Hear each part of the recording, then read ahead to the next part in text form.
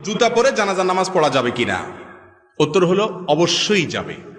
আমাদের দেশে জানাজা নামাজে দাঁড়াইলে সবাই গণহারে জুতা খুলে সামনে রাখে, ঠিক না? রাসূল করিম সাল্লাল্লাহু আলাইহি সাল্লাম বলেছেন, সল্লু ফি আলা সল্লু ফি নিআলিকুম, ও মুসলমানরা তোমরা জুতা পরে নামাজ পড়িও যদি প্রয়োজন হয়। কারণ ইহুদিরা জুতা পরে নামাজ পড়ে না, জুতা খুলে নামাজ পড়াটাকে জরুরি মনে করে। তোমাদের কখনো ঠেকায় পড়ে গেলে দরকার হলে জুতা পরে নামাজ পড়তে পারো। জানাজা নামাজ তো বাহিরে পড়া সুন্নত, মসজিদে না। তো বাহিরে নামাজ হলে জুতা পরেই নামাজ পড়ার কথা। তবে হ্যাঁ, জুতার নিচে যদি নাপাক থাকে, আপনি একটু তলা দেখলেন, নাপাক আছে দেখলেন, তাহলে জুতা খুলে রেখে আপনি নামাজ পড়েন, বা খুলে তার উপরে নামাজ পড়েন, নামাজ হয়ে যাবে। কিন্তু যদি দেখেন যে না, নাপাকের কোনো আলামত নাই, মাটি কাদা তো থাকবে, এটা তো আর নাপাক না। মাটি কি নাপাক?